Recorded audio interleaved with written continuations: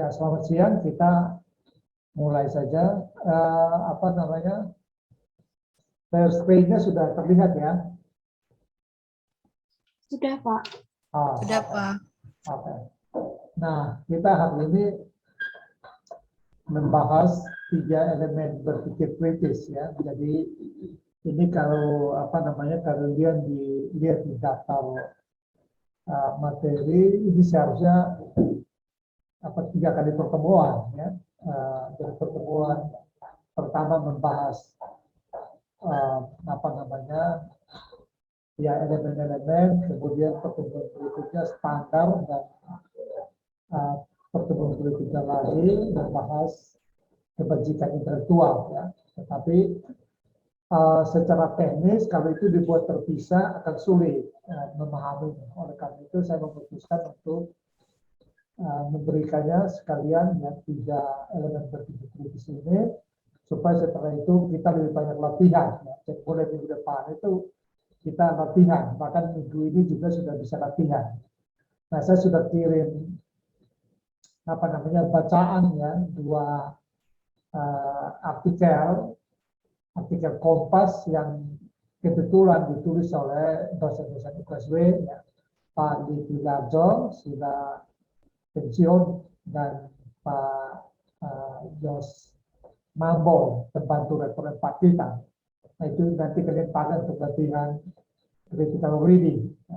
Nah, tapi tentu sebelum melatihnya, saya akan memberikan materi ini dengan harapan supaya bisa memberikan kalian gambaran tentang bagaimana menerapkan berpikir kritis di dalam kegiatan-kegiatan akademik, baik di dalam membaca, mendengarkan, menulis maupun dalam berbicara. Nah, seperti biasa, ya, tujuan pertemuan kita hari ini ada 3, yaitu menjelaskan 3 elemen berpikir kritis, lalu menjelaskan tautan antara ketiganya, lalu melatih bagaimana menerapkannya. Nah, melatihnya ini yang saya kira akan berapa minggu ya kita buat latihan sampai dengan kemudian kalian mengerjakan tugas tes akhir semesternya, yaitu membuat karya baik menulis maupun berbicara. Nah, saya mulai dengan memberikan sebuah gambaran ya yang sederhana seperti kita pahami ya. Bangunan penalaran itu bisa kita samakan dengan bangunan fisik. Jadi, kita bisa memahami dengan melihat ya sebuah struktur bangunan. Nah, kalau kita perhatikan, maka katakanlah bangunan itu rumah, maka sesuatu ya sebuah rumah disebut rumah kalau dia memiliki katakanlah aspek-aspek utama ya, dia memiliki syarat-syarat dasar yang bisa membuatnya disebut sebagai rumah. Nah, katakanlah misalnya apa namanya seperti nampak dalam gambar ini ya, mungkin kita diskusi saja. Menurut kalian apa yang harus dimiliki oleh sebuah rumah untuk disebut rumah? Jadi hal-hal dasar atau aspek-aspek utama yang harus dimiliki oleh bangunan itu untuk disebut rumah. Itu menurut kalian apa saja? Silakan, bebas. Siapa yang mau memberikan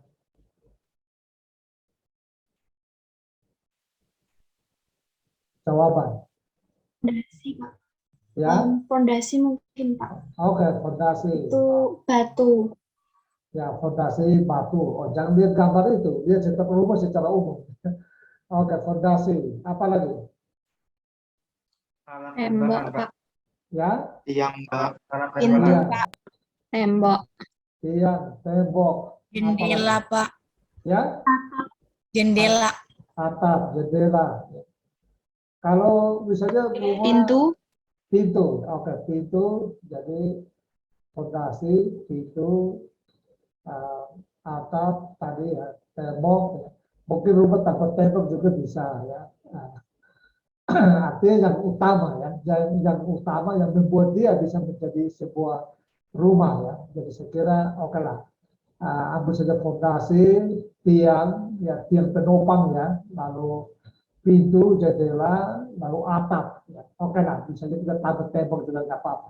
Artinya tidak harus tembok, apa namanya dari semen kan tidak harus, ya. Bisa juga dari apa namanya besi atau dari papan atau dari macam-macam. Tapi prinsipnya adalah rumah di manapun juga, ya, ini berbagai bentuk rumah ya, pasti dia memiliki apa namanya unsur-unsur umum itu ya, unsur-unsur umum. Jadi harus punya fondasi. Bahkan rumah-rumah kayu seperti ini juga tidak mungkin dibangun di atas pasir misalnya, ya kan?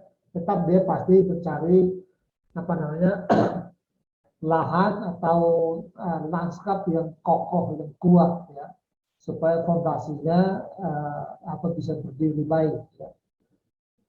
Dia tidak mungkin di pasir ya, rumah-rumah apa tradisional kita kebanyakan begitu ya. Jadi fondasi tetap perlu.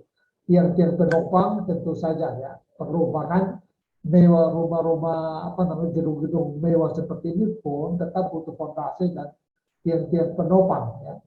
Nah, lalu atap tentu saja perlu ya. Nah, pintu jendela perlu. Jadi artinya apa namanya unsur-unsur pokok dari apa sebuah rumah untuk disebut sebagai rumah itu berlaku untuk sebuah rumah di dunia, dimanapun juga, rumah adat dimanapun juga, baik ya, di Indonesia, mau di Papua sampai Sumatera, ya, sampai dengan Afrika, sampai dengan Eskimo ya, itu semua pasti butuh fondasi, pasti butuh tiang penopang, pasti butuh atap, ya, pasti ada pintu, ya, itu apa namanya baru bisa disebut rumah. Jadi secara universal ada unsur-unsur pokok yang harus terpenuhi untuk sebuah rumah disebut rumah. Nah, oke, pertanyaan berikut adalah apakah dengan terpenuhinya unsur-unsur pokok itu sudah membuat sebuah rumah menjadi kokoh atau belum menurut kalian? Kalau sudah terpenuhi semua itu, apakah dengan sendirinya rumah itu sudah kokoh atau bagaimana? Menurut kalian bagaimana? Kalau menurut saya belum, Pak. Belum. Itu tergantung dengan kualitas bahan yang dipakai. Oke, kualitas bahan bagus. Jadi tergantung unsur-unsur pokoknya terpenuhi belum menjamin rumah itu sudah jadi rumah yang bagus. Ya. Harus butuh kualitas lagi bahan yang dipakai. Oke. Nah, menurut apa Made itu kualitas misalnya kualitas apa saja? Coba Made sebutkan misalnya kualitas apa yang dimaksud dengan kualitas? Bagi saya kualitas yang dimaksud itu mutu dari barangnya itu, mutu dari bahan yang dipakai. Misalnya Misal, apa? Barang apa? Nah, misalnya dengan batu untuk fondasi. oke. Kalau menggunakan batu yang tidak tepat, itu juga bangunan akan dapat roboh, gitu Pak. Jadi apakah bisa Mengikuti standar. ya standar ya begitu standar. Jadi berarti untuk apa namanya membangun rumah harus ada standar-standar kualitas begitu ya. Oke, jadi Iya misalnya Pak. standar dan standar kualitas itu tentu itu untuk semua unsur. Jadi misalnya standar untuk fondasinya apa, ya kan? Nah, apakah batu kali atau batu gunung atau apa beton campuran beton atau apa kan gitu ya. Nah, juga tiang penopang juga harus punya standar kan. Ya. Apakah tiangnya mau pakai beton atau bisa pakai kayu hitam, kayu Kalimantan, atau bisa pakai kayu jati nomor 1, atau bisa juga bambu, karena ada juga yang bangun pakai bambu kan, untuk tiang-tiang penopang. Nah, untuk ini apa namanya atapnya juga kan begitu, butuh standar juga.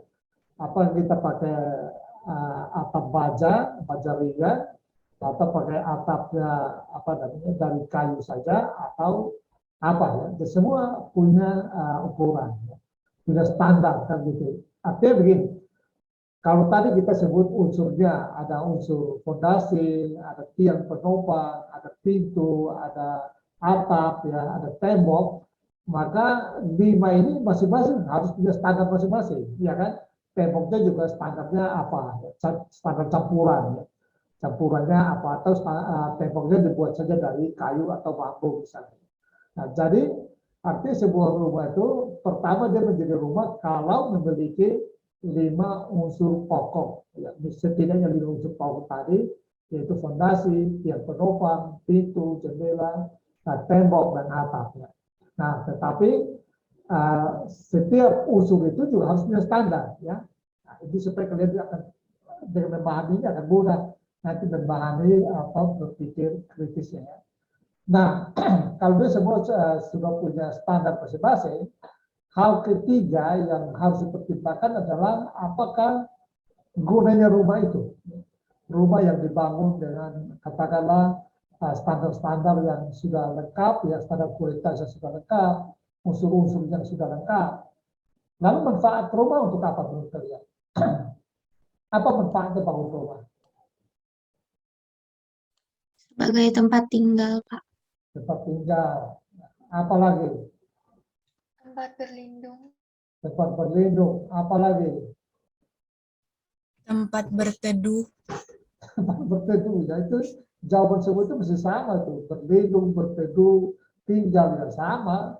Apalagi? Apakah di rumah hanya sekedar untuk itu? Karena berteduh kan berteduh saja bisa dibawa di gua atau di bawah pohon begitu ya. Apalagi fungsi sebuah rumah? Yang kalian bayangkan untuk bangun rumah itu untuk apa? Siapa tadi silakan yang suara laki-laki tadi silakan. Tempat untuk beristirahat. Tempat untuk beristirahat ya sama. Apalagi yang bangun rumah? Untuk bertemu gimana? keluarga. Gimana Esi? Esi itu? Untuk berkumpul dengan keluarga. Untuk berkumpul dengan keluarga. Oke, sudah mulai berkembang. Apalagi? Masa kalian bangun rumah yang sekedar untuk itu? Nah, apalagi silakan. Untuk investasi masa depan, Pak. Investasi Kemungkinan masa depan. karena rumah itu digunakan untuk keturunan kelak, begitu Pak.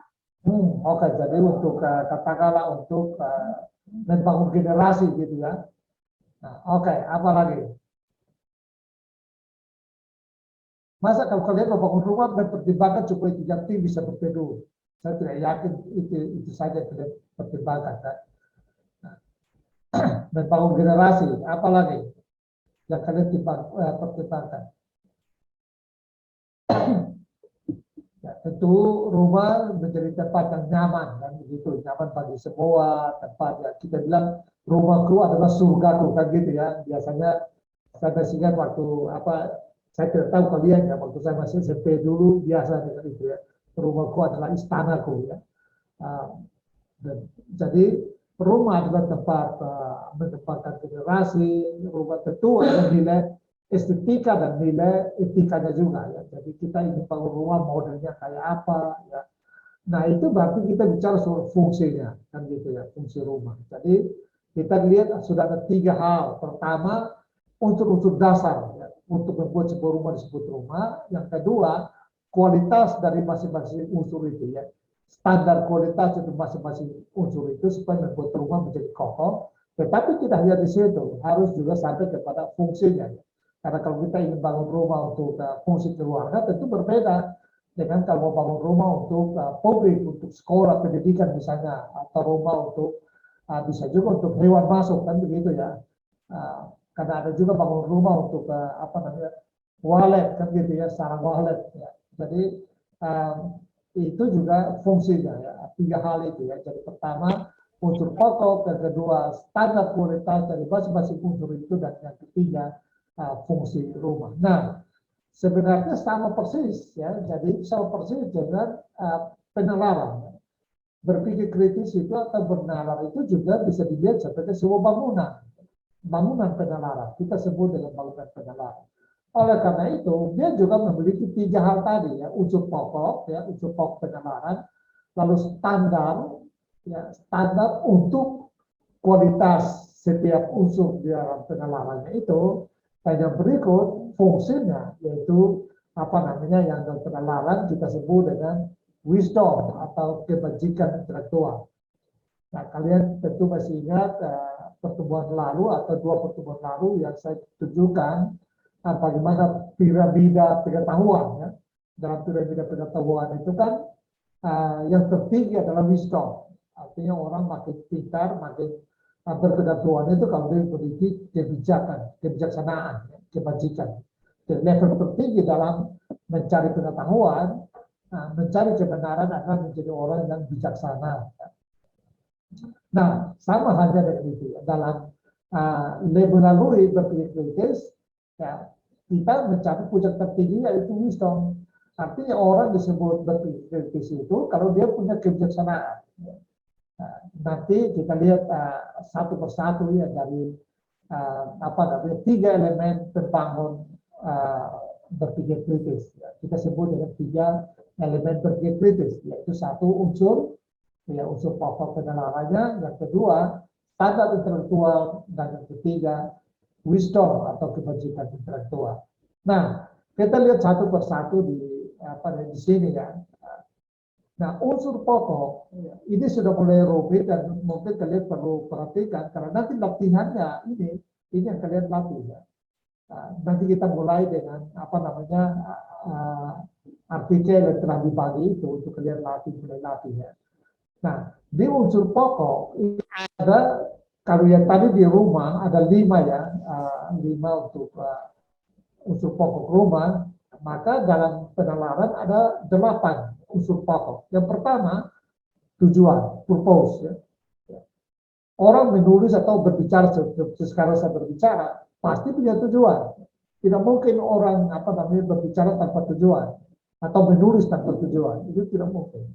Jadi pasti unsur pertama dalam penalaran adalah punya tujuan. Yang kedua, pasti ada masalah tertentu yang akan dijawab atau ada persoalan tertentu yang tidak dijelaskan. Kalau tidak ada masalah, tidak ada perlu dijelaskan, ngapain bicara atau ngapain menulis kan gitu ya. Nah, jadi pertama harus ada purpose, yang kedua pasti ada masalah yang tidak dijelaskan atau ada question yang tidak dijawab. Lalu yang berikut tentu saja ada konsep yang digunakan untuk menjelaskan apa itu, ya, apa masalah apa itu, atau untuk menjawab tujuan tentu harus ada menjelaskan konsep tertentu. Tidak mungkin orang berbicara tanpa konsep. Ya. Karena konsep sebenarnya adalah representasi dan realitas. Ya. Konsep adalah apa yang kita gunakan untuk menjelaskan gagasan kita. Ya. Jadi konsep. Nah, tapi tidak hanya itu, dia juga butuh informasi. Ya. Informasi itu artinya data pendukung, ya. Fakta, pengalaman, kasus, itu semua untuk menopang atau menjawab purpose. Dan yang berikut tentu adalah kesimpulan. Ya. Jadi informasi data yang digunakan itu diinterpretasi ya untuk kesimpulan, dan kesimpulan sebenarnya adalah jawaban terhadap purpose, ya, jawaban terhadap questions. Ya. Dan yang berikut ada asumsi. Ya. Setiap pembicaraan, setiap proposisi, setiap pernyataan pasti ya, ditopang oleh asumsi-asumsi tertentu. Ya. Nah, asumsi biasanya memang tidak muncul di permukaan, ya. Tidak eksplisit, ya. Tetapi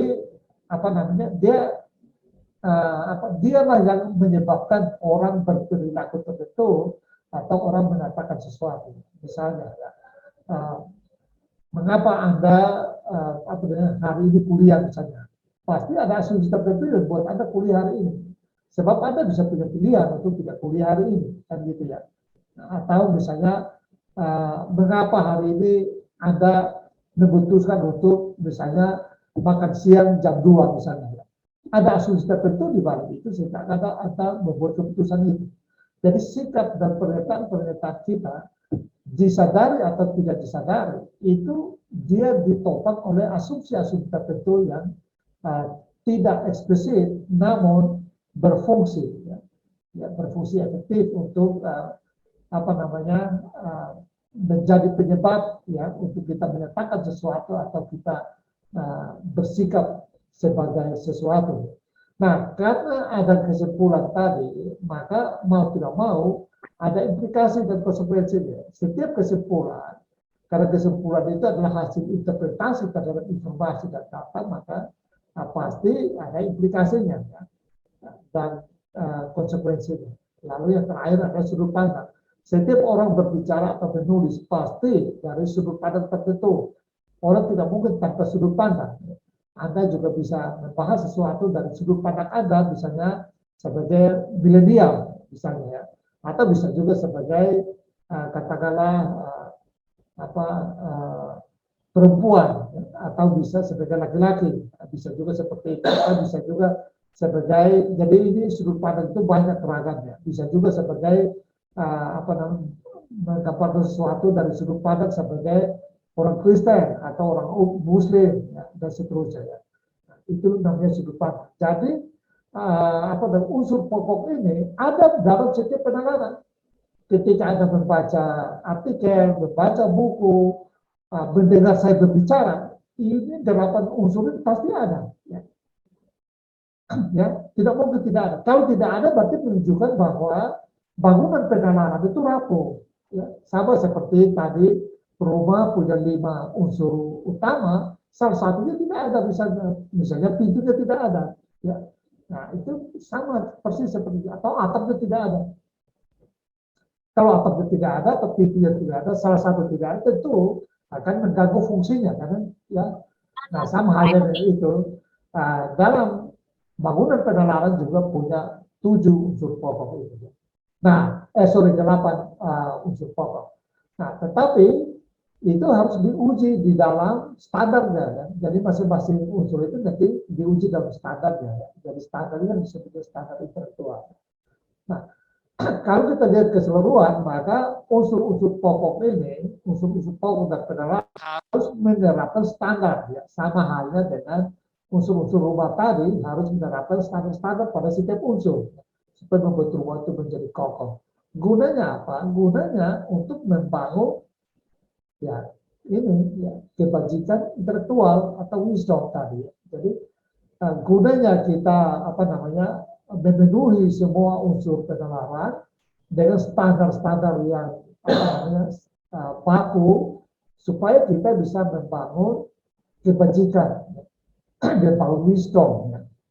Nah, kita lihat misalnya, nanti saya akan jelaskan lebih detail ya, tetapi kita lihat misalnya kalau tadi ada 8 unsur pokok, yaitu purpose, ya, permasalahan atau question, konsep kunci, informasi, asumsi, kesimpulan, implikasi, dan konsekuensi sudut pandang, maka ini harus menerapkan standar-standar, yaitu kejelasan. Nanti saya akan jelaskan satu persatu ya. Yang kedua, ketepatan dan akurasi. Juga presisi, lalu logis, ya, kelogisan, aktualitas atau kebaruan, kecukupan atau kememadaian, ya, kedalaman, keluasan, signifikansi, ya, keadilan. Ya. Nah, jadi unsur pokok ini harus memenuhi standar yang ada supaya membangun kebajikan intelektual, yaitu satu, kerendah hatian intelektual. Seorang pendidik kritis harus rendah hati. Ya. Artinya orang yang kalau dia sebaliknya, misalnya erogan intelektual, berarti orang itu tidak pendidik kritis. Ya.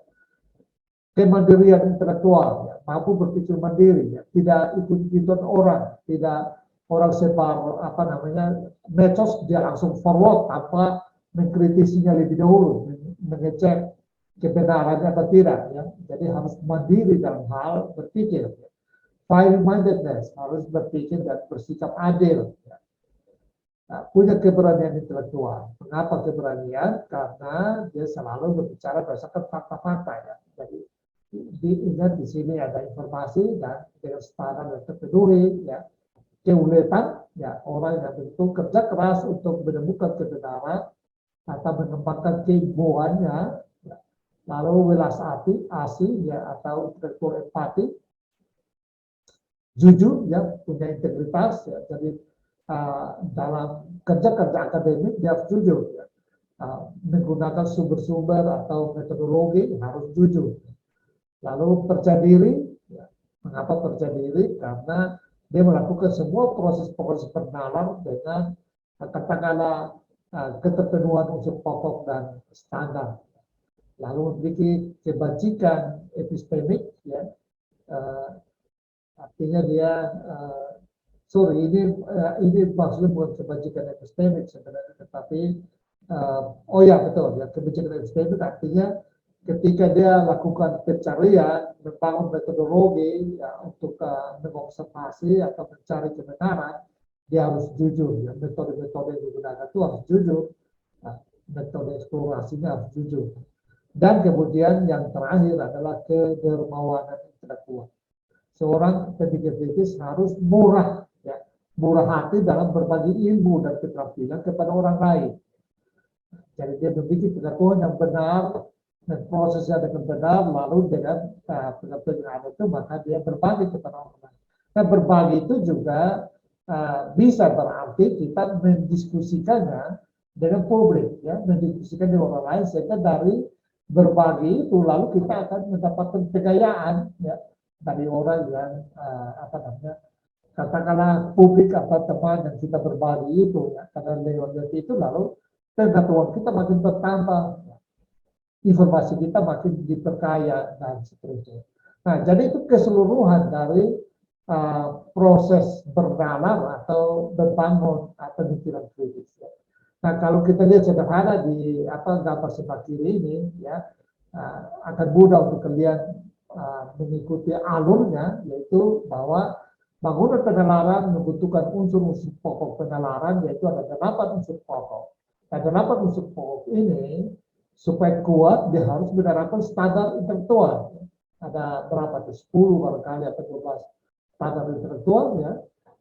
Standar-standar intelektual itu bisa kita kembangkan lagi. Ya.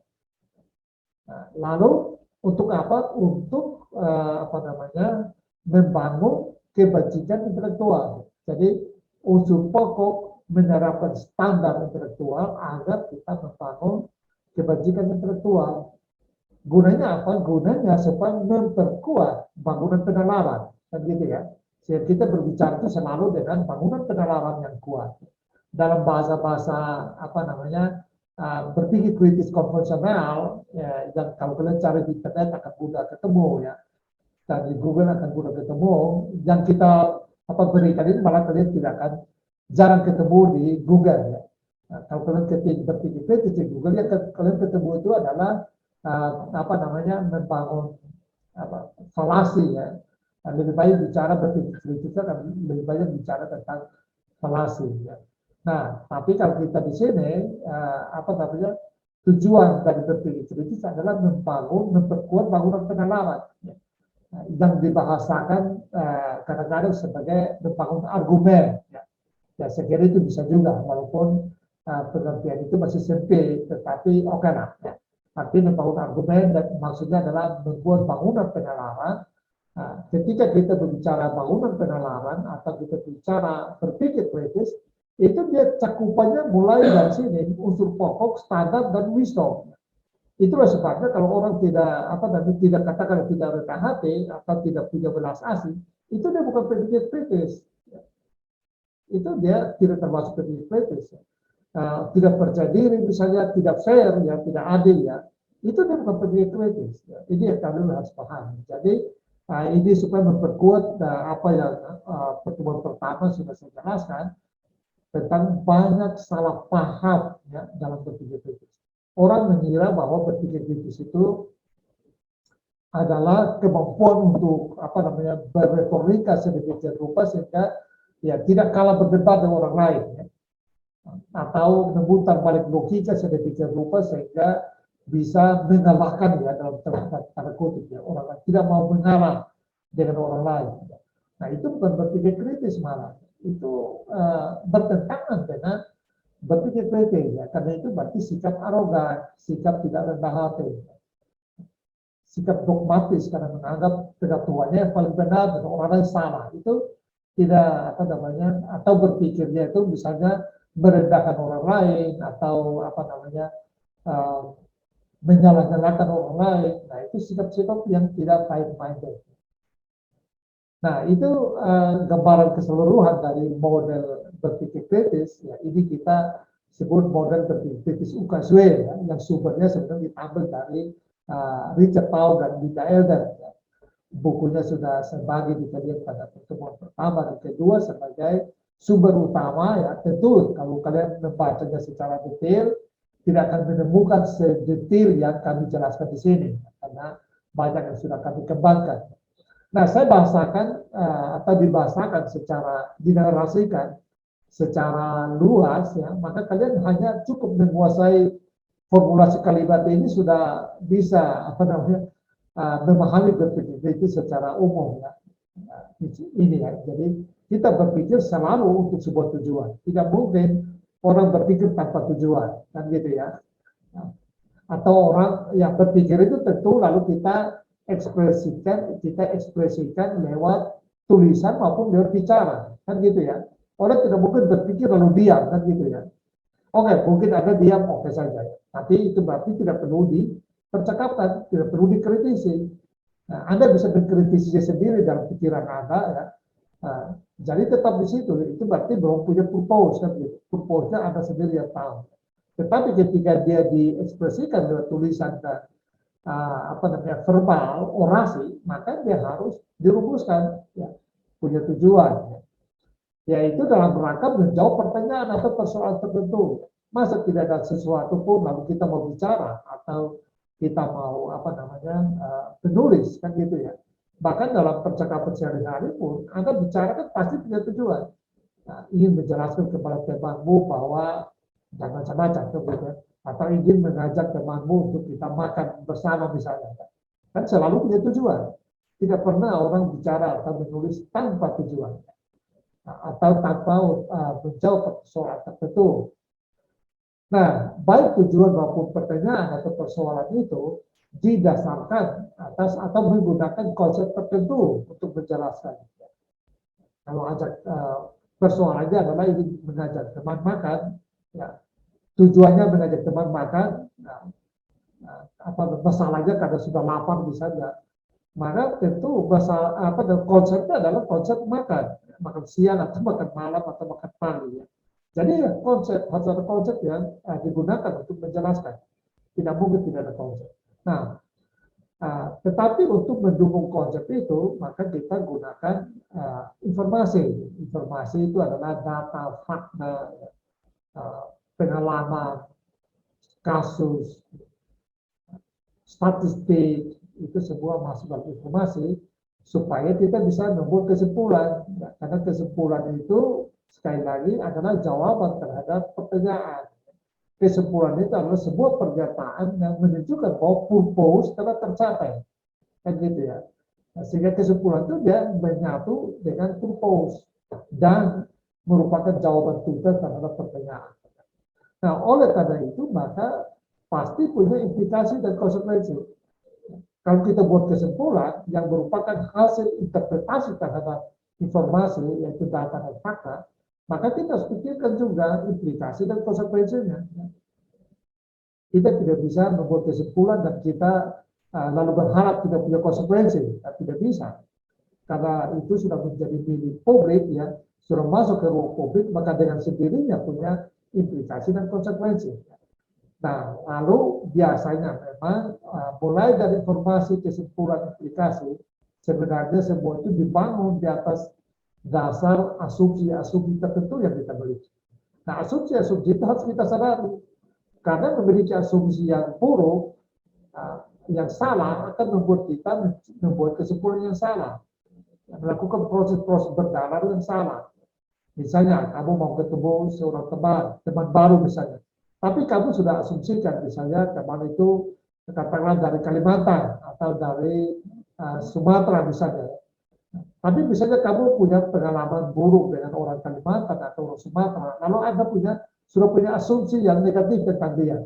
Itu pertemuan itu akan mempengaruhi, karena asumsi yang ada dalam pikiran Anda itu akan mempengaruhi hubungan dengan orang itu. Ya. Nah, begitu pertemuan, itu pasti asumsi itu sangat berpengaruhi sikap Anda. Syukur kalau orang itu lebih ramah, lebih agresif untuk berbicara, menjelaskan. Itu mungkin asumsi Anda segera berubah. Tetapi kalau tidak, bisa Anda hidup dengan asumsi yang salah. Oleh karena itu dalam bernalar, asumsi-asumsi kita harus disadari supaya jangan sampai kita memiliki asumsi yang salah. Nah, demikian juga ketika orang bicara tentang topik tertentu, tentang bidang tertentu, dia pasti berbicara dari sudut pandang tertentu. Tidak bisa tanpa sudut pandang. Baik kita setuju atau tidak, mengakui atau tidak, menyadari atau tidak, setiap yang Anda lakukan itu dari sudut pandang tertentu. Ya. Ketika kita berbicara tentang mode, ya, tentang bahkan merek HP barangkali, ya, pasti kalian berbicara dari sudut pandang milenial. Jadi kalian punya pilihan-pilihan mode, pilihan apa berbeda dengan saya misalnya, kan gitu ya. Nah, pasti kalian mencari yang punya fitur-fitur yang lengkap, ya, dan trendy, ya. Ya kalau saya mungkin tidak butuh lagi gitu ya. Saya penting bisa telepon, bisa WA dan macam-macam. Tidak perlu banyak-banyak lah, kira-kira begitu ya. Nah, foto ya saya kira juga. Nah, tapi kalian pasti beda ya. Jadi dari sudut pandang yang berbeda itu akan membuat kita buat pilihan-pilihan yang berbeda. Nah, itu berkaitan dengan 8 unsur pokok. Nah, sekarang kita lihat coba bagaimana menerapkan ya unsur pokok ini, menerapkan standar. Kita lihat hubungannya di sini ya. Nah, jadi sekali lagi ini 8 unsur pokok, ya, lalu ini standar-standar dan nanti bangunan kebajikan intelektualnya yang kita lihat di akhir. Nah, kita lihat coba pertama purpose atau tujuan. Nah, tujuan itu harus jelas. Jadi misalnya ambil contohnya begini. Saya sudah berikan artikel ke kalian. Ini yang nanti kalian kerjakan sebagai pekerjaan rumah. Ya. Jadi bukan lagi bentuk refleksi seperti biasanya. Kali ini kalian kerjakan membaca artikel itu lalu memetakan unsur-unsur pokoknya. Ya. Mengidentifikasi unsur pokok. Nah, bagaimana unsur-unsur pokok itu menerapkan standar atau bagaimana standar dari unsur-unsur pokok itu? Pertama, kalau purpose dia harus jelas, ya. Clear, jelas, dan jelas itu artinya kalian harus bisa merumuskannya. Oh, ini tulisan ini purpose-nya ini bisa diformulasikan dengan baik. Tentu tidak semua tulisan itu secara eksplisit merumuskan purpose. Ya. Kalau terutama tulisan-tulisan artikel atau buku itu tidak selalu secara eksplisit. Nah, kalian harus bisa temukan purpose tulisan, purpose bacaan. Nah, itu jadi artinya purpose, unsur purpose dia menerapkan standar kejelasan, ya, clarity. Ya. Bukan cuma itu, dia juga harus logis. Purpose-nya logis atau tidak? Dan satu purpose tidak masuk akal.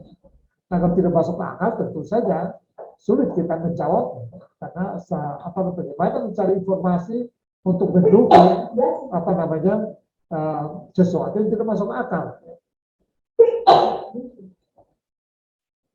Misalnya kalau ya ambillah contoh misalnya purpose adalah membuktikan Tuhan ada atau tidak. Nah, itu kan tidak masuk akal purpose seperti ini. Karena bagaimana Anda mencari data untuk membuktikan itu. Ini contoh yang ekstrim ya. Tetapi dalam rumusan-rumusan yang biasa itu banyak juga yang membuat rumusan purpose yang begitu jelimet ya, begitu rumit sehingga tidak logis untuk dibuktikan. Nah, itu pertama. Jadi unsur pertama yang yaitu purpose, dia harus jelas, standarnya harus jelas, harus logis. Ya. Dan yang ketiga harus aktual, ada kebaruan. Kalau kita bicara atau menulis tentang sesuatu yang tidak baru, untuk apa? Yang sudah banyak orang tahu itu, yang sudah banyak orang bicara itu, untuk apa? Nah, sama halnya dengan itu. Ketika kalian membaca, lalu ternyata kalian temukan bahwa tujuannya biasa-biasa, nggak ada yang baru di sini misalnya. Nah, itu bisa menjadi kritik kalian. Jadi kalian bisa, oh ini tulisan ini purpose-nya basi lah, kira-kira begitu. Kita biasa bilang, yang dibahas itu basi. Tapi cek betul. Jangan hanya baru baca sepotong, harus bilang, ini basi. Jangan begitu, harus ada data yang kuat untuk membuat kita berkesimpulan seperti itu. Nah, jadi kalau sekali lagi purpose harus memenuhi setidaknya 3 standar ini ya. jelas, logis, dan ada yang baru. Nah, kalau dengan cara ini, maka ketika kalian melakukannya, katakanlah kalian membuat pembangunan penalaran itu dengan cara apa? Dengan berbicara atau dengan menulis. Ingat, ini akan menjadi TAS sekalian. Ya. Maka ketika merumuskan purpose, ya, baik di dalam orasi atau dalam tulisan, itu harus pastikan dia jelas, logis, dan baru. Ada hal baru yang mau Anda bicarakan di situ. Jangan buat hal yang basi, ceritakan hal yang basi. Oke ya.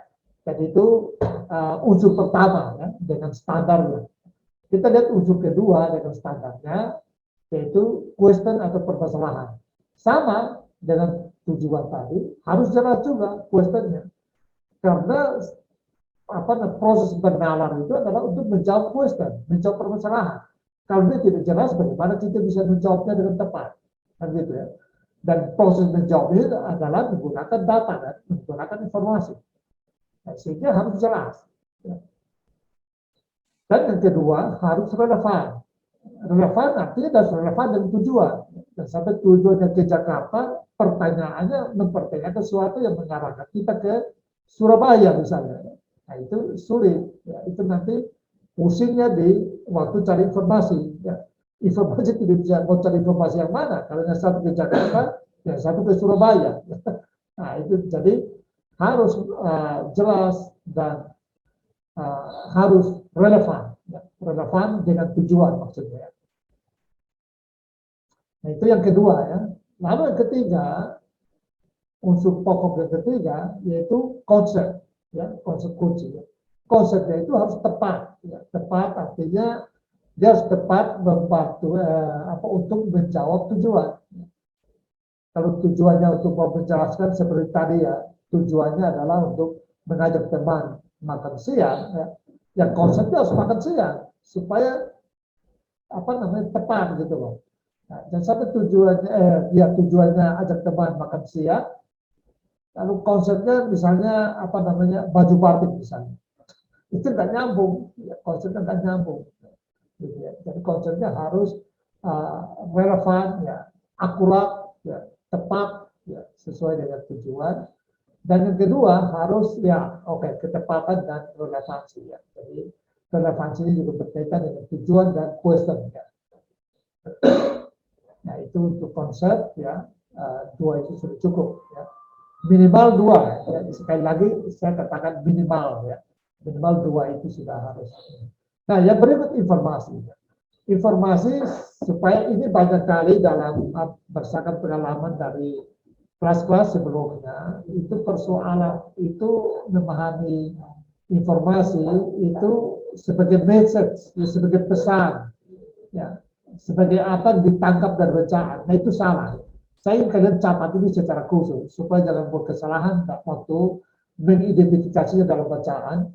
Yang disebut informasi adalah data, ya, pengalaman, contoh kasus, statistik, pendapat ahli. Jadi semua yang bersifat empirik, semua yang bersifat pengalaman langsung, ya, data yang bisa pengalaman pribadi juga bisa, ya, itu juga atau contoh-contoh, dia gunakan contoh-contoh ini, contoh itu, nah itu juga termasuk dalam kategori informasi. Ya.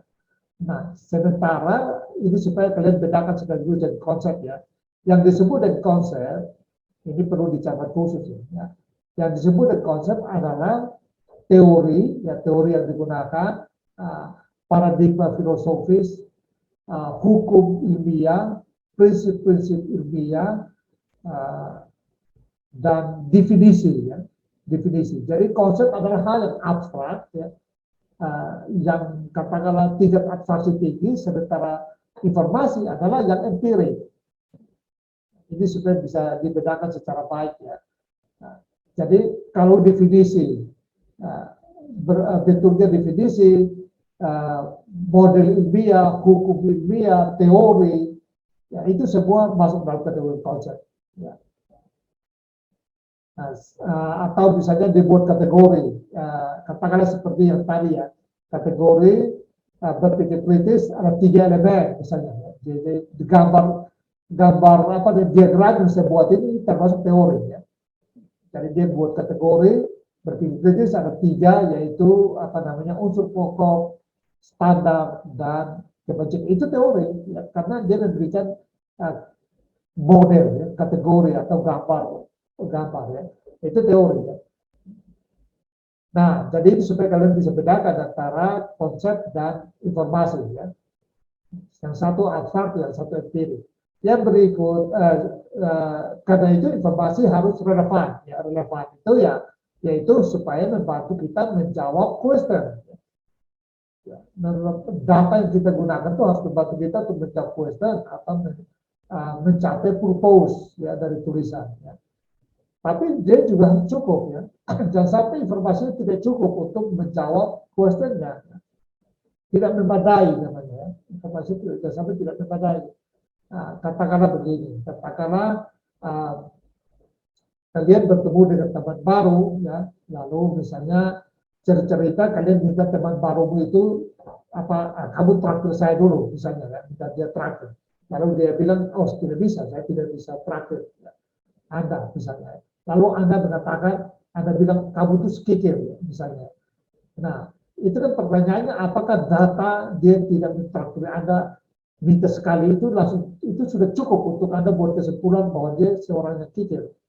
Nah, itu tidak cukup kan? Katanya baru satu itu lalu Anda langsung menggeneralisir atau menyimpulkan tentang figur orang yang baru Anda kenal itu tidak cukup sebenarnya data itu. Nah, itu yang dimaksud dengan kecukupan. Tapi ketika kita mengumpulkan data atau informasi untuk menjawab sebuah purpose atau menjawab sebuah question atau pertanyaan, harus pastikan datanya cukup. Kalau tidak, kita tidak bisa membuat kesimpulan. Dan sampai datanya terlalu miskin, kesimpulannya terlalu besar. Ya. Ada begitu kan? Ada yang dia mau PDKT dengan cewek atau cowok, ya, lalu ketemu cowok atau cewek itu senyum, dia langsung ambil kesimpulan bahwa wah, dia sudah pertemuan pertama dia sudah langsung terpapar atau apa namanya itu ya. Nah, langsung suka misalnya ya. Ya padahal cuma senyum langsung datanya terus potong itu lalu langsung kesimpulan bahwa cewek atau cowok itu sudah mau. Wah, ini kesimpulan yang terlalu cepat. Lalu menggunakan data yang terlalu miskin ya membuat kesimpulan. Nah, harus sebagai pemikir kritis kalian harus observasi lagi lebih banyak ya untuk membuat kesimpulan. Nah, apakah dia mau atau suka atau tidak dengan kalian, kan gitu ya. Nah, saya kira itu juga 2 informasi yang minimal ya itu cukup ya untuk informasi. Yang berikut asumsi. Tentu saja asumsi itu sekali lagi tidak eksplisit, baik dalam tulisan maupun dalam orasi. Tidak eksplisit. Tetapi harus bisa ditemukan supaya kita periksa, ya, jangan sampai kesimpulannya lemah, gitu ya. Nah, karena itu kita setelah menemukan kesimpulannya, kita bisa lihat apakah kesimpulan itu relevan atau tidak, relevan untuk membahas topik ini atau tidak, relevan berkaitan dengan tujuan atau tidak, dan logis atau tidak. Karena bisa saja orang punya asumsi yang tidak logis, ya. Kalau asumsi yang tidak logis, bisa juga mempengaruhi ketika dia membuat penyimpulan, ya. Karena asumsi-asumsi yang tidak logis itu. Nah, jadi unsur pokok asumsi dia minimal harus memenuhi syarat relevan, ya. Relevan sesuai dengan purpose, ya, dan logis yang masuk akal. Nah, lalu yang berikut kesimpulan, ya. Karena kita sudah punya kesimpulan itu sebenarnya secara sederhana itu adalah interpretasi terhadap data. Interpretasi terhadap data atau informasi yang kita dapatkan terhadap fakta, terhadap pengalaman, terhadap contoh-contoh dalam rangka menjawab purpose dan question. Ya. Jadi dia interpretasi ini untuk menjawab purpose dan question, tidak untuk lain. Ya. Karena itu dia kesimpulan itu tidak boleh lebih besar dari data yang ada. Ya. Tidak boleh juga lebih kecil, lebih sempit dari data yang ada. tentu ya dengan kesimpulan, dengan data yang ada, kesimpulan itu bisa membuat generalisasi, tentu saja tergantung dari metode apa penelitiannya. Ya. Apakah kalau studi kasus berarti dia harus hanya ada pada skop ruang di mana kita teliti, ya. Kesimpulannya tidak boleh lari keluar dari situ. Nah itu kesimpulan. Jadi banyak kali kan kita buat kesimpulan yang lebih luas, ya, lebih bombastis, ya, lebih besar daripada data dan fakta. Nah, dalam berpikir kritis tidak boleh, ya, itu katakanlah itu sebuah kesalahan yang kita lakukan. Karena itu kesimpulan itu harus berkaitan juga dengan apa namanya akurasi, ya, ketepatan. Ya. Jadi tepat dalam hal menjawab purpose, ya. Tepat dalam hal menjawab pertanyaan. Tapi juga harus dalam, harus mendalam. Ya. Mendalam itu kenapa? Karena data yang ada kita interpretasi, kita internalisasi, ya. Sehingga dia lebih mendalam. Kita bukan membahasakan datanya. Nah, yang biasa kalau kalian baca dan ini supaya kalian jangan buat kesalahan yang sama. Ini umum ya, bahkan mahasiswa satu deskripsi atau tesis bahkan ya, itu juga buat kesalahan itu adalah ketika di tabel itu sudah ada di situ misalnya perempuan 20%, laki-laki 30%. Di tabelnya sudah begitu, nanti di pembahasannya dia omong ulang dari tabel di atas dapat dilihat bahwa perempuan 20% dan laki-laki bahwa itu membahasakan ulang aja di tabel itu nggak perlu, ya. Itu tidak dalam namanya. Yang lihat langsung membahasakan ulang data. Dalam itu memberikan interpretasi yang lebih mendalam, ya, lebih kaya, ya, lebih mendukik, ya. Tapi berbasiskan data itu, ya. Jadi walaupun mendalam tapi tidak boleh keluar dari data. Dan sama halnya dengan meluas, ya. Kalau meluas itu dia membuat perbandingan dengan katakanlah kasus-kasus yang mirip, ya, atau teori-teori yang mirip, atau kesimpulan-kesimpulan yang mirip. Jadi itu dia meluas. Yang satu mendalam itu dia lebih kasus yang sama, tetapi dia secara detail-detailnya, ya. Itu namanya analisis atau apa namanya melihat kedalamannya. Jadi kesimpulan itu harus menggambarkan kedalaman dan keluasan dari apa namanya hasil proses data. Dan kesimpulan itu sebenarnya adalah pengetahuan. Kesimpulan adalah temuan Anda. Ya. Apa yang dikatakan ketika kita buat kesimpulan sebenarnya itu adalah sebuah dalam tanda kutip kebenaran yang telah kita temukan dengan apa namanya bertopang pada data yang ada. Nah, lalu karena ada, masih ada satu, dan harus fairness. Kesimpulan itu juga apa namanya tidak boleh tidak fair, ya. Anda mengamati seorang teman lalu ada 10 teman itu jelek misalnya, atau teman itu kikir misalnya, itu apa kesimpulan tidak fair kan gitu ya. Karena misalnya ada kurang data, misalnya diskusi lebih intensif dengan dia, misalnya bertanya kepada teman-teman akrabnya dia barangkali itu akan lebih mendapatkan data lebih banyak, ya, untuk membuat kesimpulan. Karena itu kesimpulan itu harus juga mengandung unsur fairness. Ya.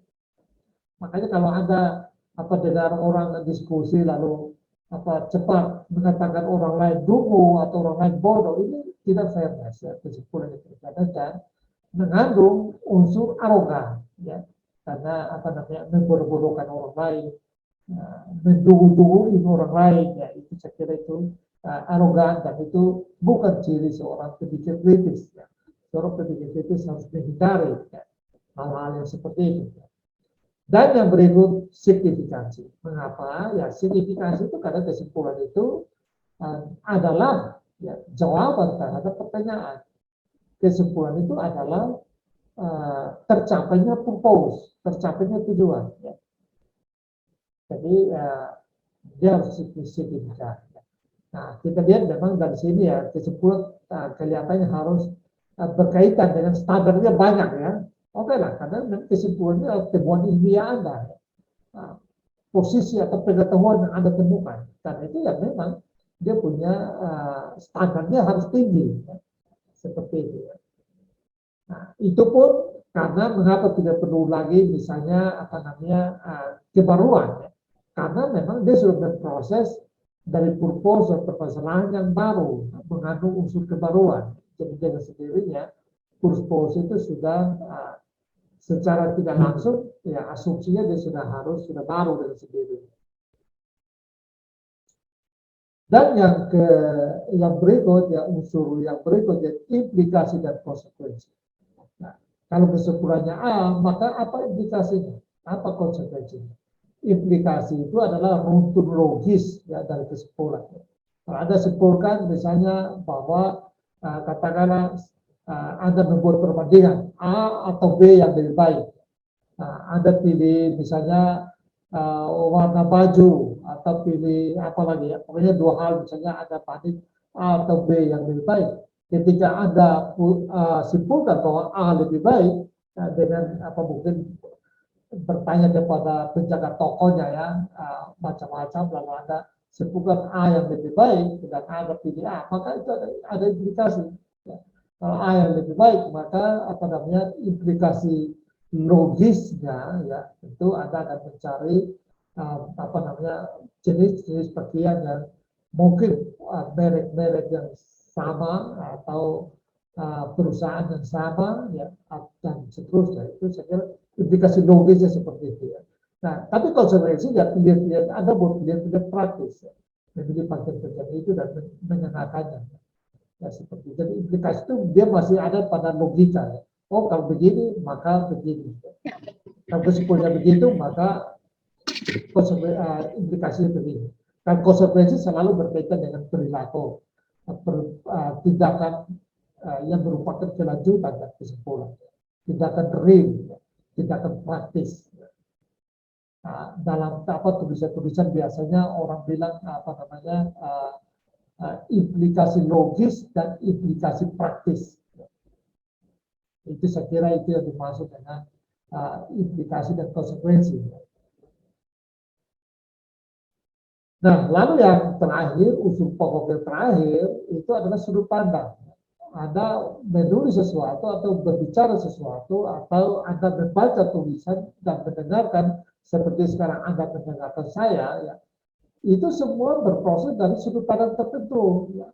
Nah, saya tentu saja dari sudut pandang sebagai pengajar berpikir kritis, sudut pandang sebagai seorang pengajar filsafat. Jadi sudut pandang filsafatnya ada dalam berpikir kritis. Mungkin kalau seorang yang menjelaskan hal yang sama kepada Anda, tetapi dia menggunakan sudut pandang pendidik barangkali, ya, atau seorang sudut pandang sebagai seorang fisikawan barangkali, ya, pasti penjelasannya agak beda, ya, agak berbeda dari saya. Tetapi ya poin-poinnya atau basis-basisnya sama, ya. Unsur-unsur pokok yang digunakan sama, ya. Tetapi tentu apa namanya pengayaan insight-insight yang disampaikan tentu akan berbeda. Nah, jadi sudut pandang itu harus relevan, ya. Tentu relevan dengan purpose. Sudut pandang dari mana pun juga ada bahas terserah, tetapi jangan lari dari purpose, harus menjawab purpose, ya. harus relevan dengan purpose dan question.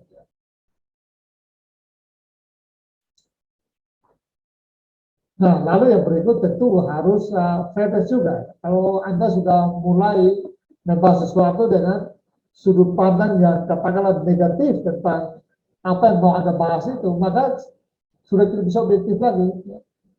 Mau bahas datanya sekaya apapun juga, kesimpulan Anda sudah ada sebelum sebelum dibahas, ya. Biasanya begitu kan, orang mau lakukan katakanlah penelitian terhadap sesuatu, tapi sebenarnya dia sudah punya sudut pandangnya sudah membuat dia punya jawaban sebenarnya. Jadi harusnya tidak butuh lagi kumpul data dan interpretasi. Nah, bisa jadi sudut pandang itu bisa membaca kita, bisa menyesatkan kita. Nah, oleh karena itu sudut pandang itu harus fairness juga, ya, harus adil. Nah, jadi kita sudah lihat ya bagaimana unsur-unsur pokok ini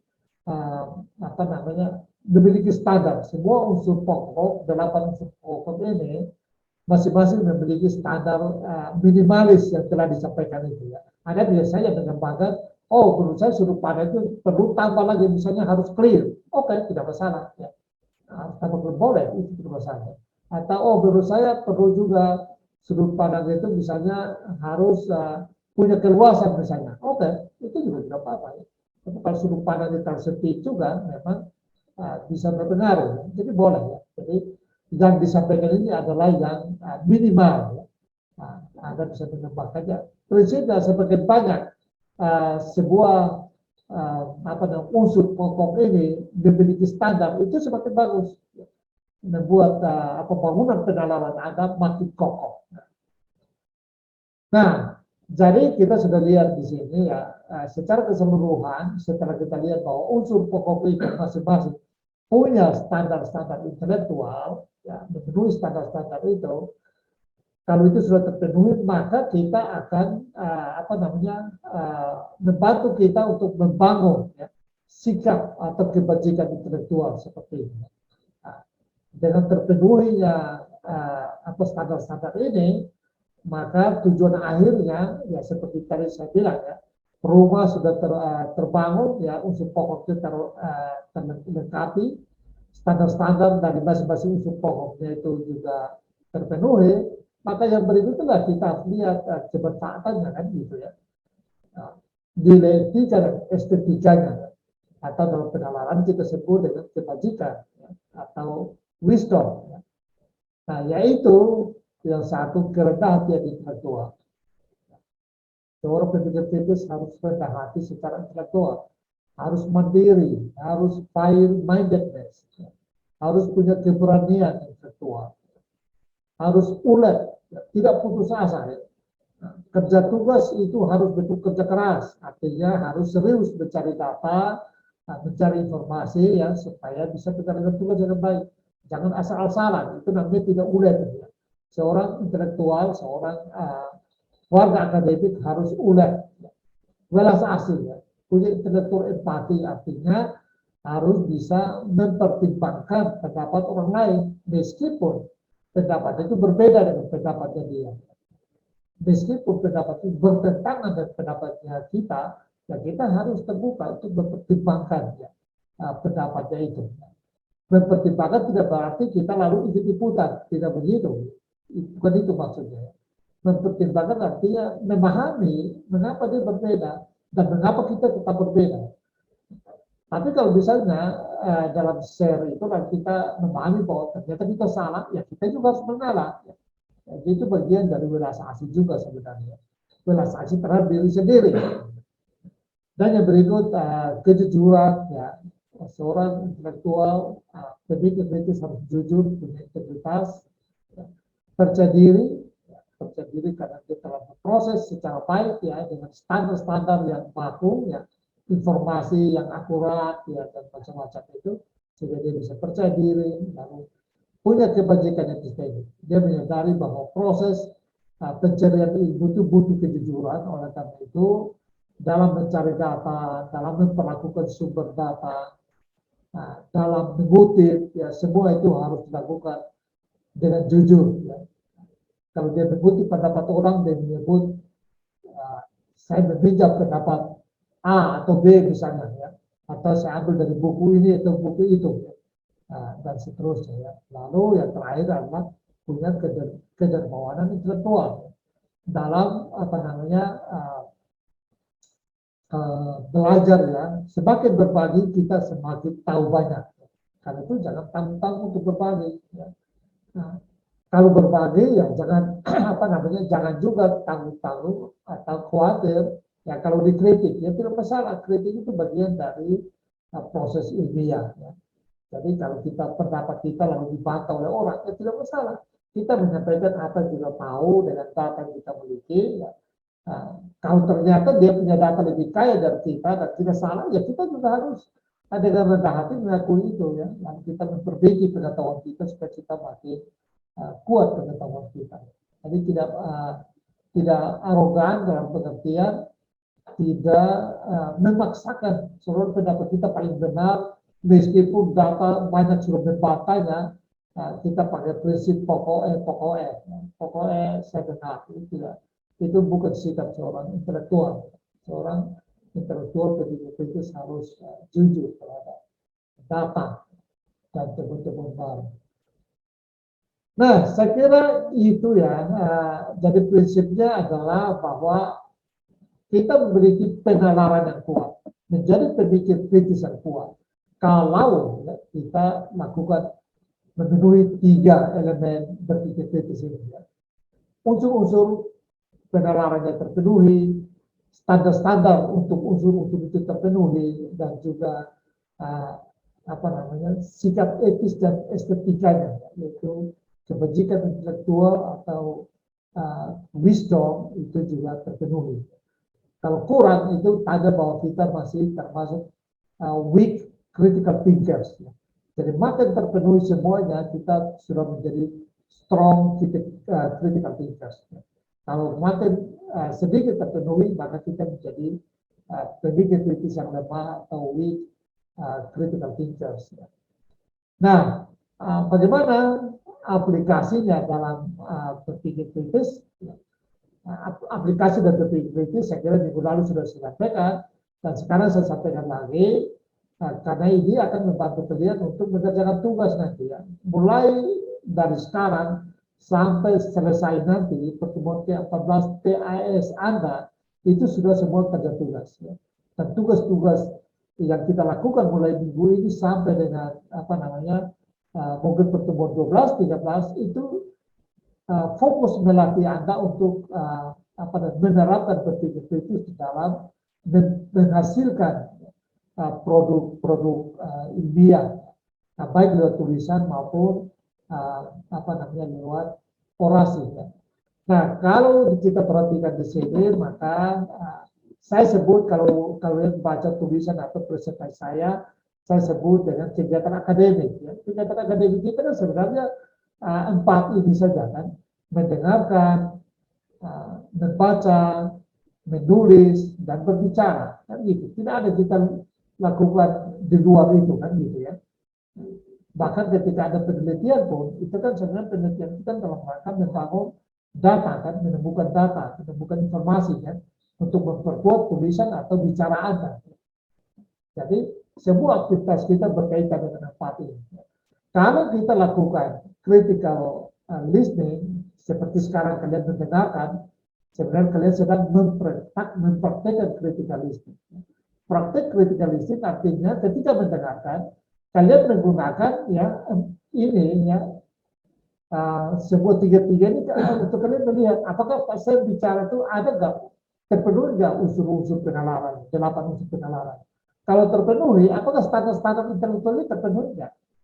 Apakah dalam presentasi itu ya terpenuhi nggak kebajikan intelektual? Nah, jadi berdasarkan asesmen seperti itu, lalu kalian bisa mengkritik saya. Itu namanya critical listening. Nah, kalau critical reading, kalian membaca tulisan, ya, lalu kalian bisa menginterpretasi apakah dalam tulisan itu unsur-unsur penalarannya terpenuhi nggak? Kalau terpenuhi, oke, kita cek standar. Standar-standar dari unsur itu terpenuhi nggak dalam bacaan. Nah, kalau oke, kita lihat lagi di sini, ya, wisdomnya terpenuhi nggak. Jadi hasil asesmen itulah yang menjadi bahan masukan atau kritik kalian ya, terhadap apa yang sedang kalian baca.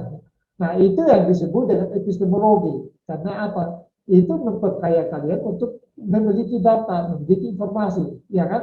Yang nanti kalau kalian pakai untuk bicara atau menulis, kalian punya koleksi, punya stok data, stok informasi yang kaya. Ya. Nah, itu yang disebut dengan epistemologi atau collecting dan organizing data, ya. Yaitu critical listening dan critical reading. Mengapa? Karena ketika kita lakukan reading dan listening, kita sedang melakukan assessment terhadap bangunan penalaran orang lain. Nah, kalian seperti ahli bangunan yang dapat cek rumahnya itu terpenuhi nggak unsur-unsur pokok rumah itu, standar-standar kualitasnya terpenuhi nggak, faedahnya terpenuhi nggak, itu kalian lakukan assessment terhadap bangunan. Sama halnya dengan lakukan assessment terhadap bangunan penalaran.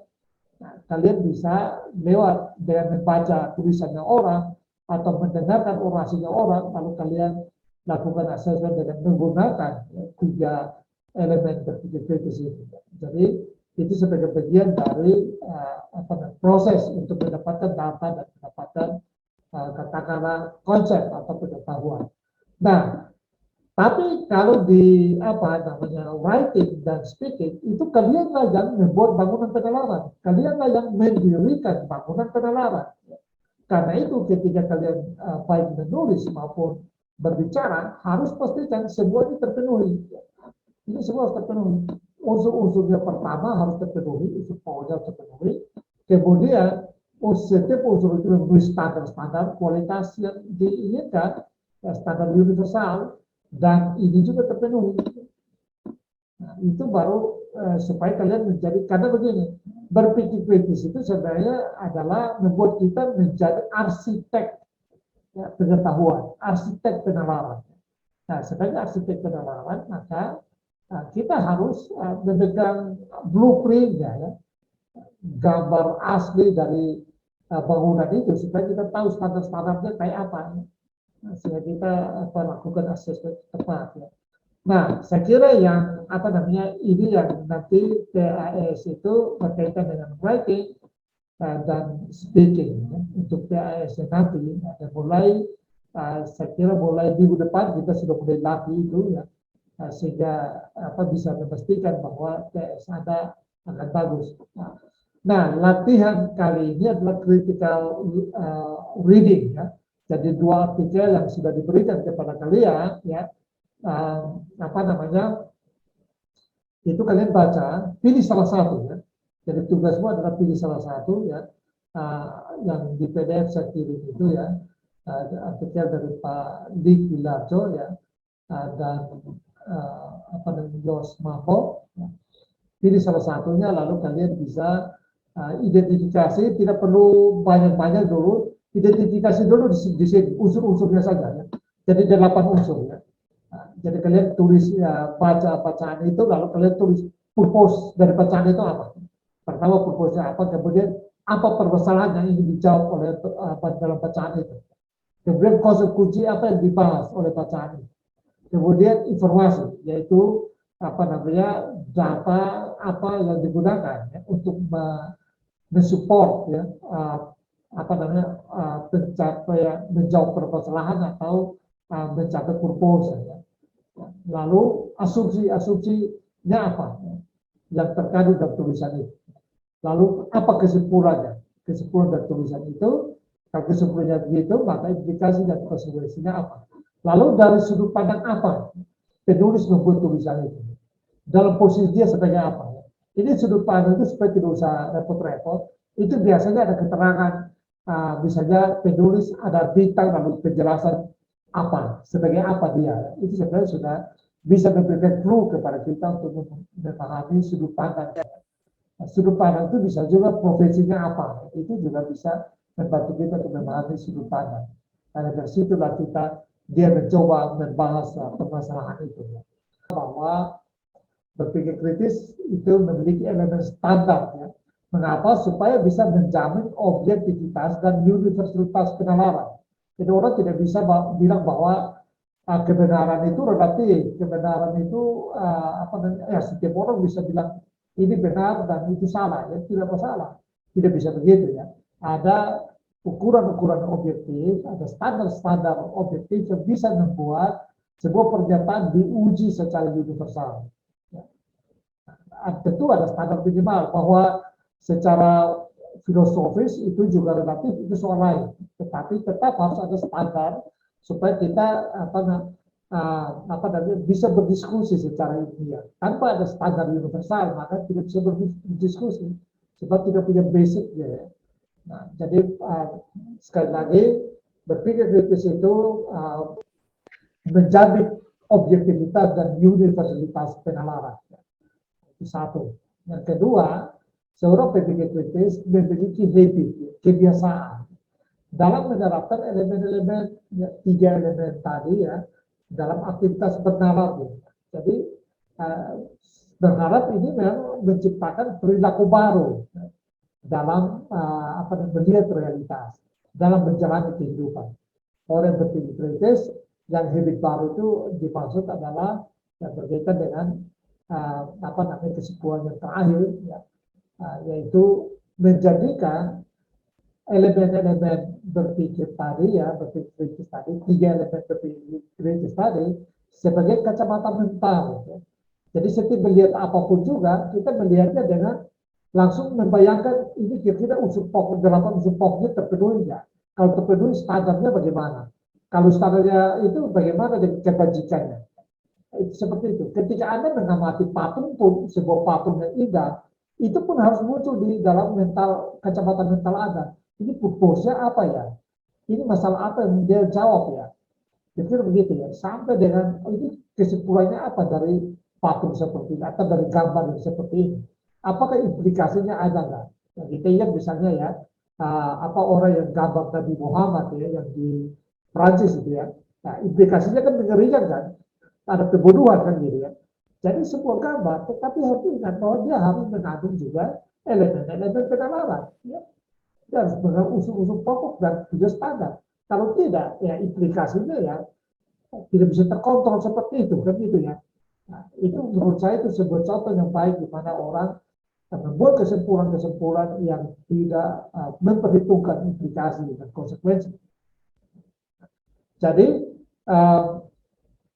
sebagai kacamata mental, ya, berpikir kritis sebagai kacamata mental, dia menjadi kekeran. Kalau keker itu kan kita pasang di mata, lalu kita bisa melihat sebuah realitas di sana. Ya. Jadi boleh dikatakan itu adalah kekeran mental Anda. Dimanapun juga, melihat apapun juga, Anda melihat dengan pertanyaan-pertanyaan itu. Nah, apa purpose, apa masalah yang diselesaikan, apa konsepnya, apa. Sedangkan orang masak pun juga kan ada konsepnya kan. Ini kira-kira penyajian masakan pesta ini konsepnya apa ya? Kan gitu ya. Nah, jadi selalu berpikir seperti itu dan itu akan membentuk hidup kita ya, sebagai warga akademik. Ya, sekira kalau itu berjalan maka kita harapan kita ya di UKSW ya kita membangun kebiasaan berpikir kritis di UKSW bisa progres ya. Yang atau